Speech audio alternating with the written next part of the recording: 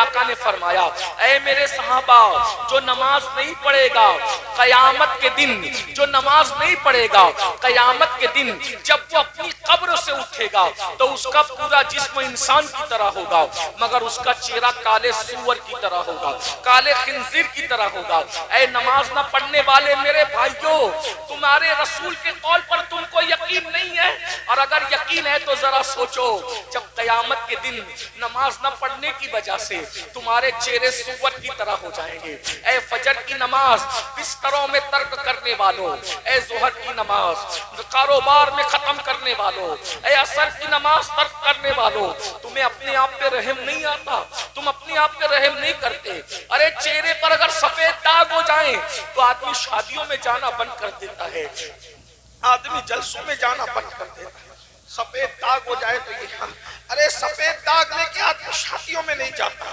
اللہ نہ کرے اگر سور کی طرح منہ، کون کر رہا ہے؟ یہ کوئی جلسے کے مولوی صاحب 14ویں صدی کے نہیں کہہ رہے، یہ رسول اللہ کی زبان کہہ رہی ہے، حضور کی زبان، حضور کی زبان کہہ رہی ہے۔ بولو اگر چہرے پہ پھرسی نکل آئے تو تم کسی محفل میں جانے میں شرماتے ہو نا؟ میں نے ایک عالم کو دیکھا، میں رو پڑا، بہت نیک عالم، ابھی کچھ دن پہلے ایک بہت نیک عالم کو دیکھ کے میں جلسے میں رو رہا تھا۔ ان کے ہاتھ پہ سفید داغ تھا، تو جب وہ تقریر کر رہے تھے تو تقریر کرتے کرتے جب وہ ہاتھ اٹھاتے تھے تو اپنے ہاتھ کو رومال میں چھپا لیتے۔ بیماری تو اللہ دیتا ہے، اور جس کو بیماری دیتا ہے اس کے درجات بھی بلند، نیک آدمی ہے لیکن اللہ نے ان کو وہ بیماری دے دی، اللہ کی مرضی، اللہ جس کو جو چاہے بیماری دے دے۔ تو جب وہ ہاتھ چھپا کر کے تقریر کرتے تھے تو میں نے دیکھا تو میری آنکھ میں آنسو آ گئے۔ مجھے خیال ہے اللہ انسان سفید داغ جلسے میں نہیں بتا پاتا، جب اس کا منہ نماز نہ پڑھنے کی وجہ سے کالے سور کی طرح ہوگا، کالے خنزیر کی طرح ہوگا، تو یہ تیری بارگاہ میں منہ لے کر کیسے جائے گا؟ آج کتنے لوگ اس جلسے میں آئے ہو، ظہر پڑھی، عصر پڑھی، فجر پڑھی، اکثر لوگوں نے نہیں پڑھی، اور رسول اللہ نے کیا فرمایا؟ جو نماز نہیں پڑھے گا جب وہ اپنی قبر سے نکلے گا تو اس کا منہ کالے سور کی طرح، کالے خنزیر۔ ایک وقت کی نماز کے لیے صرف 10 منٹ کا ٹائم لگتا ہے، 10 منٹ سے زیادہ نہیں۔ 5 وقت کی نماز کے لیے 50 منٹ۔ اگر مجھے لوگوں کی بوریت کا احساس نہ ہوتا تو نماز کی اہمیت کے تحت میں کسی عنوان پہ تقریر ہی نہیں کرتا، میں پوری زندگی صرف نماز پہ تقریر کرتا، کیونکہ مجھے معلوم ہے جو نماز پڑھے گا اس کی دنیا بھی سنور گئی، آخرت بھی سنور۔ اپنی قوم کو اگر میں صرف نمازی بنانے میں کامیاب ہو جاؤں تو یہ میرے لیے بھی نجات ہے، ان کے لیے بھی نجات ہے، کیونکہ نماز سے بڑی چیز کامیابی کے لیے کوئی ہے ہی نہیں، اس لیے اپنے بچوں کو نمازی بناؤ۔ دوسری چیز، جہنم کے اندر سب سے زیادہ عذاب کس کو ہوگا؟ 3 لوگوں کو ہوگا، 3 لوگوں کو۔ نمبر 1 بے نمازی کو۔ اب دوسرا سنو، بات ختم، اس سے دھیان سے سننا۔ آپ ہمیشہ مقرر بلاتے ہیں، آج آپ نے مقرر نہیں بلایا، آج آپ نے فقیر بلایا، فقیر۔ یہ فقیر کے دل کا درد سنو، تقریر نہیں، درد ہے دل کا فقیر کا، قادری فقیر، غوث پاک کے فقیر کے دل کا درد ہے، سن لو۔ سب سے زیادہ عذاب بے نمازی کو، دوسرے نمبر پہ سب سے زیادہ عذاب کس کو؟ جو دنیا میں نشہ کرے گا، اس کو، نشہ کرنے والے۔ آج میری قوم میں نشہ عام ہو گیا، شراب کا نشہ، ڈرگ کا نشہ، بھنگ کا نشہ، چرس کا نشہ، انجیکشن کا نشہ، ہیروئن کا نشہ۔ نشہ کرنے والوں کا انجام ایک حدیث میں سن لو بس، پھر بات ختم۔ توجہ، قیامت کے دن جن لوگوں نے دنیا میں نشہ کیا ہوگا، نشہ، قیامت کے دن جب وہ اپنی قبروں سے اٹھیں گے تو اللہ کے رسول فرماتے ہیں جس نے ایک بار بھی دنیا میں نشہ کیا، ایک بار، صرف ایک بار، اور توبہ نہیں کیا، توبہ کے بغیر مر گیا، تو آقا فرماتے ہیں جب وہ اپنی قبر سے اٹھے گا یا تو اس کا چہرہ سور کی طرح ہوگا یا تو اس کا چہرہ بندر کی طرح ہوگا۔ وہ سور یا بندر کی شکل لے کے اٹھے گا جس نے ایک بار نشہ کیا۔ اور حضور کیا کریں گے اس کے ساتھ؟ توجہ، اللہ کے رسول فرماتے ہیں جب نشہ کرنے والا اپنی قبر سے اٹھے گا تو اس کی آنکھوں سے خون بہ رہا ہوگا، اور جن چیزوں سے اس نے دنیا میں نشہ کیا ہوگا وہ نشے کی چیزیں اس کے گلے میں لٹکی ہوئی ہوگی، اور اس کے پورے جسم پہ نشہ کرنے والے کے جسم پہ سانپ اور بچھو چپکے ہوئے ہوں گے، اور اس کے منہ سے پاخانہ نکل رہا ہوگا، منہ سے پاخانہ، وہ پاخانے کی الٹی کر رہا ہوگا۔ نشہ کرنے والے میرے جوانوں، جو دوست تمہیں کتا گولی کی طرف، نشے کی گولی کی طرف، انجیکشن کی طرف، نشے کی طرف لے جاتے ہیں، وہ تمہارے دوست نہیں ہیں، وہ تمہارے دشمن ہے۔ دشمن اللہ کے رسول نے فرمایا جو نشہ کرتا ہے میں محمد اس سے بیزار ہوں، اس کے ساتھ میرا کوئی رشتہ نہیں ہے، قیامت کے دن میں اس کے ساتھ بیزار ہوں۔ اور آقا فرماتے ہیں نشہ کرنے والا جب نشہ کر کے مرے گا اللہ اس کو جہنم میں ڈالے گا تو وہ مجھے پکار کر کہے گا یا رسول اللہ مجھے بچا لو، یا رسول اللہ مجھے بچا لو، تو میں کہوں گا تو میری شفاعت کے قابل نہیں ہے۔ حضور علیہ السلام کہیں گے او نشہ کرنے والے تو میری شفاعت کے قابل نہیں ہے۔ بولو دنیا میں نشہ کر، فلمیں دیکھ کر، پکچر دیکھ کر، بلکہ آؤ ایک حدیث سنو، دردناک حدیث۔ میرے آقا فرماتے ہیں اگر کوئی نشہ کرے تو نشہ کرنے والوں کے ساتھ تم اپنا رشتہ مت رکھو، نشہ کرنے والے کو پہلے سمجھاؤ، اگر مانتا ہے تو ٹھیک ہے۔ نشہ کرنے والا اگر پتہ چل جائے کہ یہ بندہ نشہ کر رہا ہے تو نشہ کرنے والے کو پہلے سمجھاؤ، مانتا ہے تو ٹھیک ہے، نہیں مانتا اس کا بائیکاٹ کرو۔ آقا فرماتے ہیں نشہ کرنے والے سے تعلق مت رکھو، نشہ کرنے والے سے رشتہ مت رکھو۔ اب نشہ کرنے والے سے رشتہ رکھنے کا انجام کیا ہے سنو۔ آقا فرماتے ہیں جس نے نشہ کرنے والے کو ایک لقمہ کھلایا، لقمہ، تو آقا فرماتے ہیں نشہ کرنے والے کو جو کھانا کھلائے گا ایک لقمہ، اللہ اس کے جسم پر قیامت کے دن سانپ اور بچھو مسلط کرے گا۔ جس نے نشہ کرنے والے کی کوئی حاجت پوری کی گویا اس نے اسلام کو ڈھانے پر مدد کی، جس نے نشہ کرنے والے کو قرض دیا اس نے مسلمان کے قتل پہ مدد کی۔ حتیٰ کہ آقا فرماتے ہیں نشہ کرنے والا اگر تمہاری محفل میں آئے اس کو عزت کے ساتھ اپنے پاس مت بٹھانا، اگر تمہیں پتا چل جائے کہ اس نے نشہ کیا پہلے سمجھاؤ، نہیں مانے اس کو اپنے ساتھ مت بٹھانا۔ آقا فرماتے ہیں اگر تم نشہ کرنے والے کو اپنے پاس عزت سے بٹھاؤ گے تو اللہ قیامت کے دن تم کو اندھا اٹھائے گا، اندھا۔ بتاؤ جب نشہ کرنے والے کو اپنے پاس بٹھانے، یہ مولانا اگر پتا چلے کہ کوئی بندہ نشہ کرتا ہے پھر بھی اللہ کے رسول کے منع کرنے کے بعد مولانا اپنے پاس نشہ کرنے والے کو بٹھائے تو اللہ مولانا کو اندھا اٹھائے گا، تو جو خود نشہ کرتا ہے اس کا کیا انجام ہوگا؟ بتاؤ جب نشہ کرنے والے کو عزت سے بٹھانے والے مولانا کو اللہ اندھا اٹھا رہا ہے تو جو نشہ کرتا اللہ اس پہ کتنی ناراضگی کا اظہار کرے گا، اس کو کیسا۔ اس لیے میرے بھائیو قوا انفسکم واہلیکم نارا، اپنے آپ کو بھی جہنم سے بچاؤ، اپنی اولاد کو بھی جہنم سے بچاؤ، جہنم کے راستے پہ مت جاؤ۔ اور اللہ کے رسول فرماتے ہیں التائب من الذنب کمن لا ذنب لہ، کہ گناہ سے توبہ کرنے والا ایسا ہے جیسے اس نے گناہ کیا ہی نہیں ہے۔ توبہ کر لو اللہ سب معاف کر دے گا، توبہ کے دروازے کھلے اللہ سب معاف کر دے گا۔ سچی توبہ کرو، بولو توبہ کرتے ہو، سورج غروب ہو رہا ہے، توبہ کا وقت ہے، سب توبہ کرتے ہو، سب کرو گے؟ ارے توبہ کرنے والے کے بارے میں میرے آقا فرماتے ہیں جب کوئی جوانی میں توبہ کرتا ہے تو اللہ 70 دن تک آسمان میں نور کی کنڈیلیں جلاتا ہے، اور فرشتے ایک دوسرے سے کہتے ہیں آج ایک جوان نے توبہ کی ہے، اسی خوشی میں اللہ نے نور کی کنڈیلیں جلائی۔ توبہ کرنے والے کے لیے حضور اللہ فرماتا ہے ان اللہ یحب التوابین، کہ بے شک توبہ کرنے والا اللہ کا محبوب ہے۔ توبہ کرتے ہو، سب کرو گے سب توبہ؟ بھائیو کیسے کیسوں نے توبہ کی، اللہ نے قبول کیا۔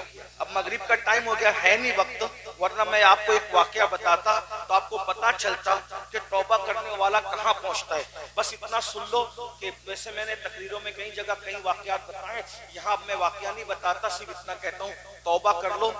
توبہ جو کر لیتا ہے اگر ہزاروں سال گناہ کر کے بھی کوئی توبہ کرے نا تو اللہ اس کو توبہ کرنے والوں کو گناہ سے ایسے پاک کر دیتا ہے جیسے وہ ابھی اپنی ماں کے پیٹ سے پیدا ہوا۔ آؤ کہ اللہ کے رسول علیہ السلام کی عادت تھی کہ حضور علیہ السلام کسی کی آنکھ میں آنسو نہیں دیکھ سکتے تھے، تو سرکار نے فرمایا اے جوان تو کیوں رو رہا ہے؟ تیرے رونے کی وجہ کیا ہے؟ تو اس جوان نے عرض کیا یا رسول اللہ میرے ابا کا انتقال ہو گیا، میرے ابا مر گئے اور میں دیہات میں رہتا ہوں، چھوٹے سے گاؤں میں رہتا ہوں، اسی لیے میں رو رہا ہوں۔ یا رسول اللہ میرے باپ کا انتقال ہو گیا، ہمارے گاؤں میں نہ کوئی نہلانے والا ہے، یعنی غسل دینے والا میت کو کوئی نہیں ہے، نہلانے والا کوئی نہیں ہے، کفن پہنانے والا کوئی نہیں ہے، نماز جنازہ پڑھانے والا کوئی نہیں ہے، تو میں کیا کروں اب؟ یہی اسی لیے رو رہا ہوں۔ میرے آقا نے کرم فرمایا اور کرم فرمانے کے بعد میرے سرکار نے فرمایا دیکھ میں تیرے ابا کو نہلانے کے لیے، کفن پہنانے کے لیے، جنازہ پڑھنے کے لیے بڑی ہستیوں کو بھیج رہا ہوں۔ سرکار نے سیدنا ابو بکر صدیق کو فرمایا، سیدنا فاروق اعظم کو فرمایا تم دونوں جاؤ، اس کے ساتھ جاؤ، اس کی گاؤں میں جاؤ اور اس کی گاؤں میں جا کر اس کے ابا کو نہلاؤ، اس کے ابا کو نہلا کر کفن پہناؤ، کفن پہنا کر جنازہ پڑھو اور جنازہ پڑھ کے دفن کرو۔ سیدنا صدیق اکبر فاروق اعظم اس گاؤں میں گئے۔ اب غور سے سننا، دھیان سے سننا، بہت توجہ سے، تمہارے فائدے کی میرے فائدے کی بات ہے، سرکار کے حدیث پاک ہے۔ آقا علیہ السلام نے جب دونوں کو حکم دیا تو حضور کے دونوں یار ان کے گاؤں میں گئے۔ جیسے ہی گئے نہلانے کے لیے تو دیکھا میت پر چادر رکھی ہوئی ہے، انہوں نے جیسی چادر ہٹایا تو کیا دیکھا کہ میت کا منہ، میت کا چہرہ کالے سور کی طرح تھا، کالے خنزیر کی طرح تھا۔ اس کا منہ کیسے ہو گیا؟ کالے سور، سور جانتے ہو نا، سور پتہ ہے نا، سور کا نام آنے سے تمہیں چڑ آتی ہے نا، اللہ اکبر، سور کے نام سے بھی تمہیں نفرت ہے نا۔ اس میت کا چہرہ کالے سور کی طرح، کالے خنزیر کی طرح، ایک تو خنزیر ایک تو سور، اور وہ بھی کون سا؟ کالا۔ کالا سور کتنا ڈراؤنا لگتا ہے، اندھیرے میں دیکھو تو ڈر لگتا ہے، اجالے میں بھی دیکھو تو اس کو ڈر لگتا ہے۔ اللہ کی پناہ، اللہ کی پناہ، بولو اللہ کی پناہ، اللہ کی پناہ مانگو، اللہ اکبر۔ صحابہ کرام سیدنا صدیق، سیدنا فاروق دونوں رو پڑے اور روتے روتے بے حال ہو گئے۔ ایک قاصد کو آقا کی بارگاہ میں بھیجا، یا رسول اللہ اس کا چہرہ تو کالے سور کی طرح ہو گیا، کالے خنزیر کی طرح ہو گیا، اس کو کیسے نہلائیں گے، کیسے کفن پہنائیں گے، اس کا جنازہ کیسے پڑھیں گے؟ یا رسول اللہ آپ ہماری رہنمائی کریں۔ میرے آقا نے جب یہ سنا تو اللہ کے رسول خود بھی اٹھ کر کے اس دیہات میں آئے۔ جب اس دیہات میں تشریف لائے تو جیسے ہی اس کے چہرے سے کپڑا ہٹایا تو کیا دیکھا کہ اس کا منہ کالے سور کی طرح تھا، کالے خنزیر کی طرح تھا۔ حضور بہت روئے اور روتے روتے اللہ سے کہا اے اللہ اس کا چہرہ درست کر دے، اس کا چہرہ ٹھیک ٹھاک کر دے۔ اللہ نے حضور کی دعا سے اس کا چہرہ صحیح کر دیا، ٹھیک ٹھاک کر دیا۔ جلدی جلدی صحابہ نے اس کو غسل دیا، اس کی نماز پڑھی، اس کو کفن پہنا کے نماز پڑھی، اور نماز جنازہ کے بعد کسی نے چپکے سے کہا ارے ارے اس کا چہرہ تو کالے سور کی طرح ہو گیا تھا، حضور کی دعا سے ٹھیک ہوا، اب ذرا نماز جنازہ کے بعد چیک تو کر لو، ذرا دیکھ تو لو کہ ابھی اچھا ہے یا پھر ویسے ہی بدل گیا۔ جب نماز جنازہ کے بعد اس کے منہ سے کفن ہٹایا تو کیا دیکھا کہ اب بھی اس کا چہرہ کالے سور کی طرح تھا، کالے خنزیر کی طرح تھا۔ اللہ اکبر۔ صحابہ کرام نے پوچھا یا رسول اللہ اس کا چہرہ بار بار سور کی طرح کیوں ہو جاتا ہے، خنزیر کی طرح کیوں ہو جاتا ہے، وہ بھی کالے سور کی طرح، اس کا چہرہ جنازے میں بدل کیوں جاتا ہے؟ تو میرے آقا نے خود کچھ کہنے کی بجائے اس کے بیٹے کو بلایا اور بلا کر کے پوچھا اے جوان تو سچ بتا کہ تیرا باپ کرتا کیا تھا؟ میرا اللہ کسی پہ ظلم نہیں کرتا، میرا اللہ تو پردے ڈالتا ہے، میرا اللہ یوں کسی کو ذلیل نہیں کرتا، یہ بتا کہ تیرا باپ کرتا کیا تھا؟ اس جوان نے کہا یا رسول اللہ میرا باپ کوئی گناہ نہیں کرتا تھا، وہ بہت اچھا تھا، لیکن اس کے اندر صرف ایک برائی تھی کہ جب نماز کا وقت آتا تو وہ سو جایا کرتا تھا، وہ نماز نہیں پڑھتا تھا۔ تب میرے اپنے آپ کو اور اپنی اولاد کو جہنم کی اس آگ سے بچاؤ جس کا ایندھن انسان اور پتھر ہے۔ یہ اللہ کا کلام ہے اور اللہ کے کلام میں جو شک کرے وہ مسلمان نہیں ہو سکتا۔ اللہ فرما رہا ہے اپنے آپ کو بھی جہنم سے بچاؤ اور اپنی اولاد کو بھی جہنم سے بچاؤ، یعنی ایسا کام مت کرو جس کام کے کرنے کے بعد تم بھی جہنم میں جاؤ اور تمہاری اولاد بھی جہنم میں جائے۔ ہم کو کہاں جانا ہے؟ انشاءاللہ جنت میں جانا ہے۔ کہاں جانا ہے؟ بولو بھئی کون کون جنت میں جانا چاہتا ہے؟ اب میں آپ کو ایک بات پوچھتا ہوں، ایک سچی بات پوچھتا ہوں۔ دو راستے ہیں، ایک راستہ دلی کی طرف جا رہا ہے اور ایک راستہ لکھنؤ کی طرف جا رہا ہے. آپ کتنے بھی بڑے پیر کے مرید ہیں، سمجھ لو کہ آپ ڈائریکٹ غوث پاک کے مرید ہیں، ڈائریکٹ غریب نواز کے مرید ہیں، ڈائریکٹ اعلیٰ حضرت مفتی اعظم کے مرید ہیں. اگر آپ نے لکھنؤ کا راستہ چوز کیا ہے، لکھنؤ کا راستہ اختیار کیا ہے، تو کیا پوری زندگی آپ کبھی دلی پہنچ سکتے ہیں؟ کیونکہ دو راستے مخالف ہیں، ایک ادھر کو جا رہا ہے، ایک ادھر کو جا رہا ہے. بولو آپ اگر لکھنؤ کے راستے پہ آپ چل رہے ہیں، لکھنؤ کا راستہ آپ نے اختیار کیا ہے، تو کیا کبھی آپ دلی پہنچ پائیں گے؟ بولو بھائی پہنچ پائیں گے؟ کوئی بڑے سے بڑا عالم مفتی فاضل لکھنؤ کے راستے پہ چلنے والے کو دلی پہنچا سکتا ہے؟ نہیں پہنچا سکتا، کیونکہ دونوں راستے مخالف ہیں. آپ پوری زندگی لکھنؤ کے راستے پہ چلتے رہیں اور آپ تلاش دلی کی کریں، زندگی ختم ہو جائے گی، آپ کبھی دلی پہنچ نہیں سکتے. تو پتہ چلا جو منزل پہ جانا ہوتا ہے راستہ وہی اختیار کرنا ہوتا ہے. اگر آپ کو جانا دلی ہے، آپ پیدل جائیں، سائیکل سے جائیں، ٹو ویلر سے جائیں، فور ویلر سے جائیں، کیسے بھی جائیں، راستہ آپ کو چننا وہ پڑے گا جو آپ کی منزل کی طرف جاتا ہے. اگر آپ نے منزل والا راستہ نہیں چنا تو دنیا کی بڑی سے بڑی طاقت بھی آپ کو منزل پر نہیں پہنچا سکتی. دلی جانے کے لیے دلی کا راستہ پکڑنا پڑے گا، لکھنؤ جانے کے لیے لکھنؤ کا راستہ پکڑنا پڑے گا. اسی طرح اللہ رب العزت نے بھی جنت اور جہنم یہ دو منزلیں بنائی ہے. کچھ لوگ جہنم کے اندر جائیں گے، کچھ لوگ جنت کے اندر جائیں گے. اب اگر آپ کو جانا ہے جنت کے اندر تو آپ کو راستہ جنت کا اختیار کرنا پڑے گا. اگر پوری زندگی آپ جہنم کا راستہ چلتے رہے اور آپ نے سوچا کہ میں پوری زندگی جہنم کا راستہ چلوں گا اور پھر غوث پاک مجھے جنت میں لے جائیں گے، غریب نواز مجھے جنت میں لے جائیں گے، اعلیٰ حضرت جنت میں لے جائیں گے، مفتی اعظم جنت میں لے جائیں گے، یہ لوگوں کے پاس طاقت تو ہے جنت میں لے جانے کی، لیکن اصول بھی ہوتے ہیں.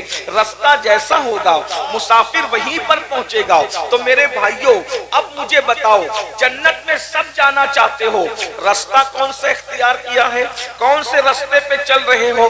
اب میں آپ کے سامنے بتاؤں جنت کا راستہ کیا ہے. یہ کوئی سڑک نہیں ہے، جنت کا راستہ ہے نمازوں کی پابندی، جنت کا راستہ ہے سچ بولنا، جنت کا راستہ ہے جھوٹ سے بچنا، جنت کا راستہ ہے نشے سے بچنا، جنت کا راستہ ہے خود بھی اپنے گھر کی عورتوں کو پردے کا پابند بنانا، جنت کا راستہ ہے صراط مستقیم پر چلنا، جنت کا راستہ ہے علماء سے محبت کرنا، جنت کا راستہ ہے اولیاء سے محبت کرنا، جنت کا راستہ ہے رمضان شریف کے روزے رکھنا، جنت کا راستہ ہے اللہ نے استطاعت دی ہے تو حج کرنا، جنت کا راستہ ہے حلال روزی کھانا، جنت کا راستہ ہے اپنی نگاہوں کی حفاظت کرنا. اور جہنم کا راستہ کیا ہے؟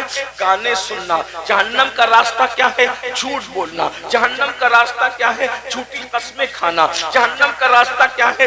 گندی فلمیں اور پکچریں دیکھنا. جہنم کا راستہ کیا ہے؟ عورتوں کا بے پردہ رہنا. جہنم کا راستہ کیا ہے؟ حرام لقمے کھانا. اب بتاؤ، یہ میں نے نہیں کہا، یہ اللہ رسول نے کہا. اللہ رسول کی باتیں میں تم تک پہنچانے آیا ہوں.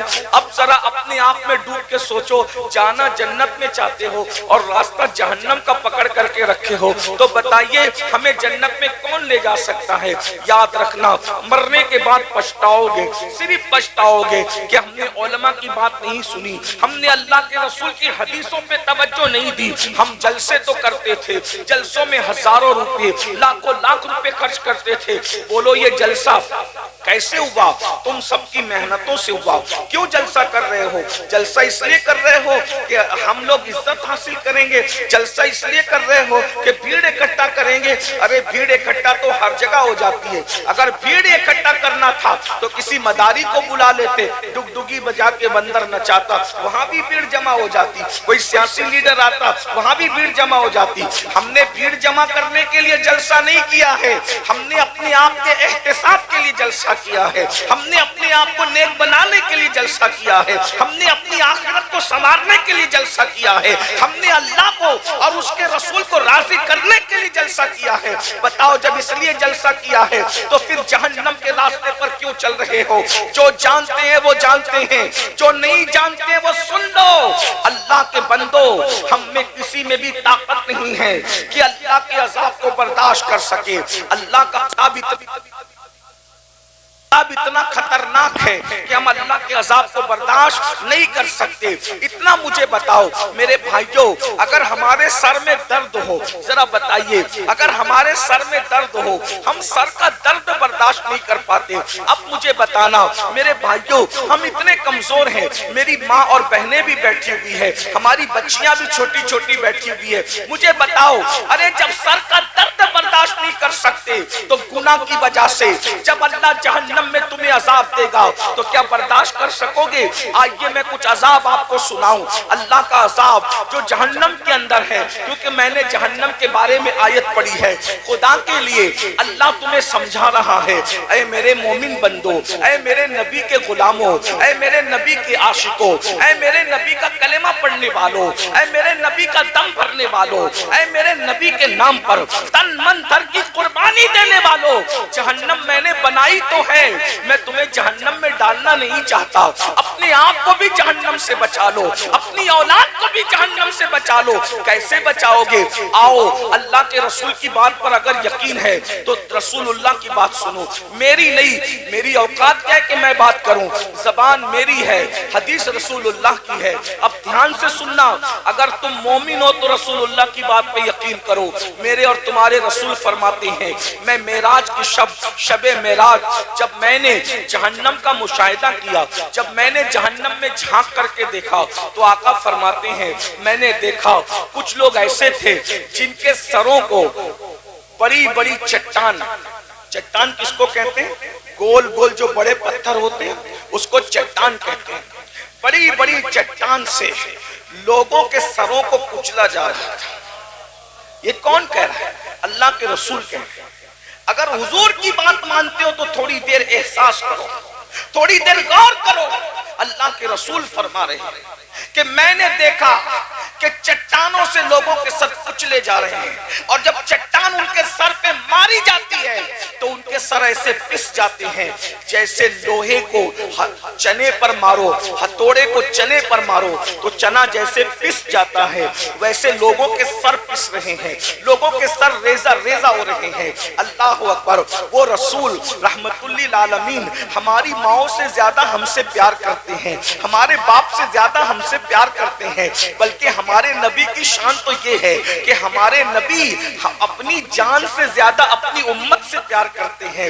میرے آقا نے جب دیکھا کہ میری امت کے سر بڑی بڑی چٹانوں سے، بڑے بڑے ہتھوڑوں سے کچلے جا رہے ہیں، اور ایسا ان پہ جب چٹان پڑتی ہے، ہتھوڑے پڑتے ہیں تو ان کے سر ریزہ ریزہ ہو جاتے ہیں، ان کے سر پس جاتے ہیں، تو میرے سرکار نے پوچھا اے جبریل یہ کون لوگ ہیں جن کے سر کچلے جا رہے ہیں، جن کے سر کچلے جا رہے ہیں؟ تو جبریل امین نے عرض کیا یا رسول اللہ یہ آپ کی امت کے وہ لوگ ہیں جو دنیا میں نماز نہیں پڑھتے تھے، نماز نہ پڑھنے کی وجہ سے ان کے سر کچلے جا رہے ہیں. یہ کس نے کہا؟ رسول اللہ نے کہا. بولو جب نبی کی بات پہ یقین ہے. ہم تو کہتے ہیں نا تمہارے منہ سے جو نکلی وہ بات ہو کے رہی، تمہارے منہ سے جو نکلی وہ بات ہو کے رہی. اللہ اکبر. میرے بھائیوں ذرا بتاؤ جب نبی کی ہر بات سچ ہے تو پھر تم نماز نماز کیوں نہیں پڑھتے؟ تمہارے سر کچلے جائیں گے، تم برداشت کر سکو گے؟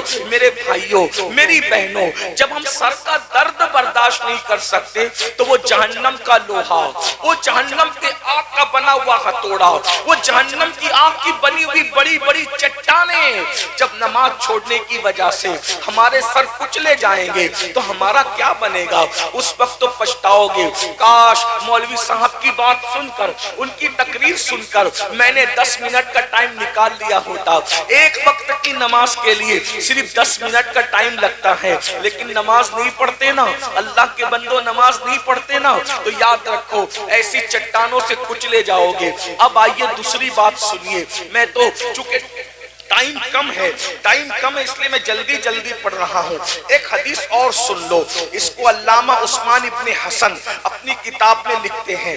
اللہ اللہ، اب ذرا دوسری بات سنو، اللہ کے رسول صلی اللہ علیہ وآلہ وسلم کے غلاموں، لرز جاؤ، زندگی کو بدل لو، زندگی میں انقلاب پیدا کر لو، ورنہ ایک دن مرنا ہے۔ بہت دن تک ہم اس دنیا میں نہیں رہیں گے، ہم سے پہلے ہمارے باپ دادا، ان سے پہلے ان کے باپ دادا، ان سے پہلے ان کے باپ دادا، بولو وہ دنیا سے گئے کہ نہیں گئے؟ ہمیں بھی جانا ہے۔ جگہ جی لگانے کی دنیا نہیں ہے، یہ عبرت کی جا ہے، تماشا نہیں ہے۔ قرآن کہتا ہے اینما تکونوا یدرککم الموت ولو کنتم فی بروج مشیدہ، اگر تم مضبوط قلعوں میں جا کر چھپ جاؤ گے تو بھی وہاں تمہیں موت آ کر کے رہے گی۔ میرے بھائیوں سنو سنو، اللہ کے رسول کا دور ہے، مصطفیٰ جان رحمت کا دور ہے، میرے آقا کا ظاہری دور ہے۔ ویسے تو ہر دور حضور ہی کا ہے، ہر زمانہ حضور ہی کا ہے۔ اللہ کے رسول صلی اللہ علیہ وآلہ وسلم کا زمانہ ظاہری ہے۔ حضور علیہ السلام کے ظاہری دور کے اندر، اللہ کے حبیب علیہ السلام کے ظاہری دور کے اندر صحابہ کرام حضور کو چاروں طرف سے گھیر کر بیٹھے ہوئے ہیں۔ ذرا توجہ کرو، تصور کرو، بہت قیمتی بات ہو رہی ہے۔ اللہ اکبر، حضور کی بات ہو رہی ہے، میرے اور تمہارے آقا کی بات ہو رہی ہے۔ سوچو حضور کی محفل میں کیسا مزہ آ رہا ہوگا۔ میرے سرکار بیٹھے ہیں، چاروں طرف سے صحابہ حضور کو گھیر کے بیٹھے ہیں۔ اللہ اکبر، ارے نبی کا ذکر کرو تو محفل میں اتنا سکون ملتا ہے۔ جب نبی خود جلوگر ہوتے ہوں گے تو محفل میں کیسا مزہ آتا ہوگا۔ آسمان کے ستارے بھی زمین مدینہ کو، آسمان کے ستارے بھی زمین مدینہ کو رشک کی نظر سے دیکھتے ہوں گے کہ ہم میں چاند اور سورج تو ہے، مگر مدینے کی زمین اتنی خوبصورت ہے کہ اس میں آفتاب نبوت جلوہ گر ہے، مہتاب رسالت جلوہ گر ہے، اور صدیق فاروق عثمان و علی جیسے ستارے آمینہ کے چاند کو گھیرے ہوئے ہیں۔ اللہ اکبر، کہاں آسمان کا چاند اس کی اوقات اور کہاں آمینہ کا چاند۔ آپ کو بتاؤں دونوں چاند میں کیا فرق ہے؟ اللہ اکبر، ایک مرتبہ ام المومنین سیدہ عائشہ صدیقہ نے آسمان کے چاند کو کہا تھا، او آسمان کے چاند، تیری اوقات تو یہ ہے کہ تو صرف رات کو چمکتا ہے، دن کو نہیں چمکتا، سورج کی روشنی میں تو نہیں چمک سکتا، لیکن میرا چاند دے، یہ دن کو بھی چمکتا ہے، رات بھی چمکتا ہے۔ نعرہ تکبیر، نعرہ رسالت، عصمت مصطفیٰ، شان مصطفیٰ، حضرت علامہ سید امین القادری صاحب کے بلا۔ حضور کا چہرہ ایسا چمکتا تھا کہ اندھیری رات میں بھی لوگ حضور کے چہرے کی روشنی میں راستہ طے کر لیا کرتے ہیں۔ میرے امام کہتے ہیں لَقَ بَدْرٌ فِي الْوَجْهِ الْأَجْمَلِ، لَقَ بَدْرٌ فِي الْوَجْهِ الْأَجْمَلِ، خط حال ماں زلف ابر اجل، تورے چندن چندرو پرو کنڈل، رحمت کی بھرن برسا جانا۔ کیا بات ہے، زندہ باد زندہ باد، کتنے خوبصورت سبحان ہمارے اللہ۔ حسین۔ میں تو یہی اپنے نصیبے پہ ناز کرتا ہوں کہ ہر مذہب کے آدمی کو چیلنج ہے، تیرے مذہب کا قائد لا، اور اپنے نبی کو ہم بتاتے ہیں ارے ہمارے نبی جیسا خوبصورت کسی کے پاس نہ قائد تھا نہ ہے نہ ہے۔ زندہ باد، نعرہ تکبیر، نعرہ رسالت، تاجدار مدینہ کانفرنس۔ جس کا قائد اتنا خوبصورت ہو، اس کا مذہب کتنا خوبصورت ہے۔ कितना खूबसूरत मजहब होगा। कहने हैं सी अपने साहब, मजहब पे माशाअल्लाह। तवज्जो करो, अपने मजहब पे तवज्जो करो। सुभान कितना अल्लाह। खूबसूरत। अगर मजहब की बात है तो सब नबी इस्लाम लेकर आए, मगर ये भी कहूं हर उम्मत को चैलेंज है कि हमारा नबी जितना खूबसूरत है, तुम सब के नबी खूबसूरत थे, वो हमारे ही नबी है। हम ईमान सब पर लाए, लेकिन जिसका हम कलमा पढ़ते हैं उस जैसे खूबसूरत तो हजरत मूसा भी खूबसूरत है, मगर हमारे नबी की तरह खूबसूरत नहीं है। हजरत यूसुफ भी खूबसूरत है, मगर हमारे नबी की तरह नहीं है। क्या फर्क है हुस्न मुस्तफा में और हुस्न यूसुफ में? अल्लाह अकबर। हुस्न यूसुफ देखकर औरतें आशिक हो गई और हुस्न मुस्तफा तो अल्लाह को भी भा गया। जिंदाबाद जिंदाबाद। हुस्न यूसुफ पर औरतों की उंगलियां टुकड़े टुकड़े हो गई। तवज्जो, हुस्न यूसुफ पर औरतों की उंगलियां टुकड़े हो गई और मेरे नबी की एक उंगली को देखकर चांद टुकड़े हो गए। जिंदाबाद जिंदाबाद। देखो क्या बात है अपने नबी की शान माशाअल्लाह। है अपने। इसलिए सुभान अल्लाह। अगर नबी के साथ जन्नत में रहना है तो गुनाह छोड़। बेशक, वाह। नबी के साथ रहना है, क्या करो? गुनाह छोड़। देखो अभी एक बात बताऊं, मुझ जैसा गुनहगार गिरा पड़ा, मेरे करीब बैठने को कितने लोग कोशिश कर रहे हैं ना। हालांकि मैं तुम सब में गुनहगार, तुम सब मुझसे अच्छे। अल्लाह के बंदों में सबसे गुनहगार अगर कोई बंदा है तो उसको अमीनुल कादरी कहते हैं। सबसे ज्यादा मुजरिम गुनहगार गिरा पड़ा सियाकार। लेकिन क्या निस्बत है मुझे? रसूलुल्लाह से इतनी निस्बत है कि हम उनके घराने में पैदा हो गए। तो आप हमारे करीब बैठने के लिए एक दूसरे को धक्के मार रहे हैं। मुसाफा यहाँ हम है तो हमारे करीब आने इतने तड़प रहे हो, कयामत में हम होंगे पता नहीं कहां, लेकिन रसूलुल्लाह सबको नजर आएंगे। रसूलुल्लाह सबको नजर आएंगे। तो बोलो हुजूर के करीब कौन पहुंचेगा? वहां कोई सोर्सेस से नहीं पहुंचेगा, वहां कोई किसी की चापलूसी से नहीं पहुंचेगा, वहां कोई किसी के जरिए से नहीं पहुंचेगा। अगर नबी के करीब रहना है तो जो दुनिया में गुनाह छोड़ देगा उसको नबी के करीब में बिठाया जाएगा। जिंदाबाद, सुभान अल्लाह। अगर नबी के करीब रहना है तो बोलो, अरे उलमा के पास बैठने में इतना मजा आता है तो नबी के साथ बैठने में कितना मजा आएगा। मेरे इमाम कहते हैं जमीन और जमा तुम्हारे लिए, मकीन और मक्का तुम्हारे लिए, चुनी न चुना तुम्हारे लिए, बने दो जहां तुम्हारे लिए, दहन में ज़बा तुम्हारे लिए, बदन में है जा तुम्हारे लिए, जमाए यहाँ तुम्हारे लिए, उठे भी वहां तुम्हारे लिए, जिना में चमन, चमन में समन, समन में फबन, फबन में दुल्हन, सजाए में हन, प्यासे में नन, यमनो अमा तुम्हारे लिए, इशारे से चांद चीर दिया, छुपे हुए खुर फेर लिया, गए हुए दिन वाश किया, ये ताबो तवात तुम्हारे लिए। सबावो चले, आँख भले, फूल खिले, दिनों भले, लिवा के तले, सना में खुले, हमारी ज़बान तुम्हारे लिए। नारे तकबीर, नारे रिसालत। हजरत अल्लामा पीर सैयद अमीनुल कादरी साहब क़िबला। इश्क मोहब्बत, इश्क मोहब्बत। अगर आज मेरे नबी से वफादारी करोगे, अगर आज मेरे नबी से वफादारी करोगे तो नबी के झंडे के नीचे कयामत के दिन रहोगे और इतने करीब से हुजूर को देखोगे। आज बिन देखे उन पे दुरूद पढ़ते हो, कयामत में उनका चेहरा देखते जाओगे, दुरूद पढ़ते जाओगे। जिंदाबाद, सुभान और अगर क्या तुमने बात। जवानी में गुनाह छोड़ दिया, अगर तुमने जवानी में गुनाह छोड़ दिया तो रसूलुल्लाह का वादा है जो जवानी में गुनाह छोड़ दे मैं उसका हाथ पकड़कर अपने साथ जन्नत में ले जाऊंगा। बोलो हुजूर हाथ पकड़ के जन्नत में ले जाएंगे तो कैसा मजा आएगा।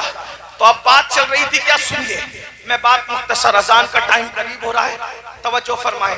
हुजूर की महफिल सजी है, हुजूर की, बोलो वे हुजूर की। आप उठ के इधर नहीं आए, अभी अभी उधर ही बैठे। बात सुनो, बात सुनो।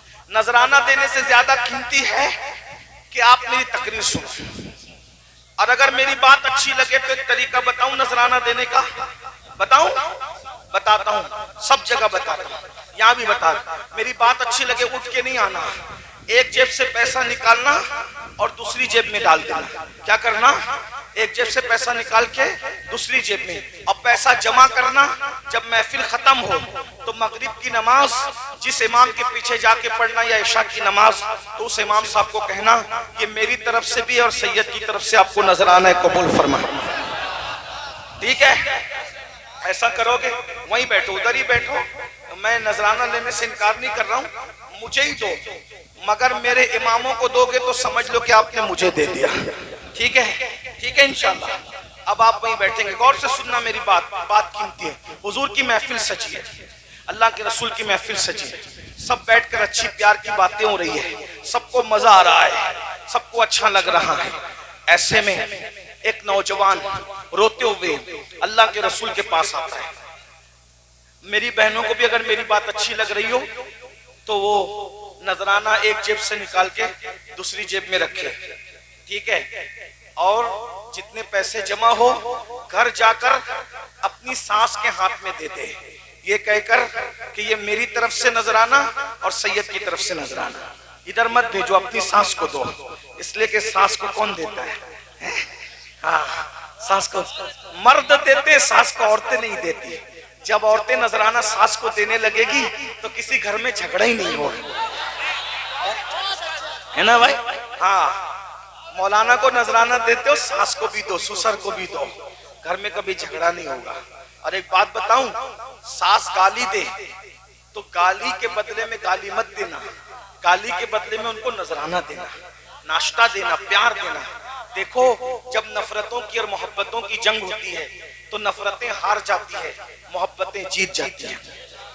طاقت سے جو مہم سر نہیں ہوتی وہ محبتوں سے سر ہوتی ہے۔ ہاں، بات میں ختم کرنے لگا ہوں کیونکہ اذان کا وقت قریب ہے، دو بات پڑھوں گا، بات ختم کر دوں گا، دھیان سے سنو۔ کیا عرض کر رہا تھا؟ حضور کی محفل سجی ہے، ایک جوان روتے ہوئے آیا اور روتے روتے آتا ہے، حضور کی عادت تھی، حضور جس کو بھی روتے ہوئے دیکھتے تھے اللہ کے رسول علیہ السلام کو رونا پسند نہیں تھا، آقا علیہ السلام کو رونا پسند نہیں تھا، یعنی پسند سے مراد یہ کہ حضور علیہ السلام کسی کا رونا دیکھ نہیں سکتے تھے، حضور علیہ السلام رونا دیکھ کر بے چین ہو جاتے تھے۔ اللہ کے رسول صلی اللہ علیہ وآلہ وسلم نے اس جوان کو روتے ہوئے دیکھا اور فرمایا، اے جوان تو کیوں رو رہا ہے؟ تیرے رونے کی وجہ کیا ہے؟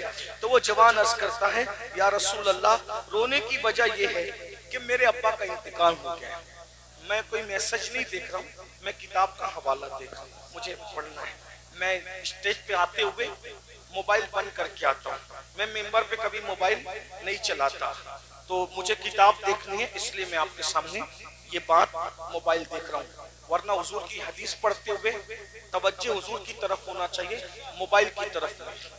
اور ایک بات بتاؤں، حضور کی حدیث کا اتنا ہی احترام کرو کہ حضور اگر ہمارے سامنے موجود ہوتے تو ہم کتنا احترام کرتے ہیں، اتنا ہی حضور کی حدیث کا احترام۔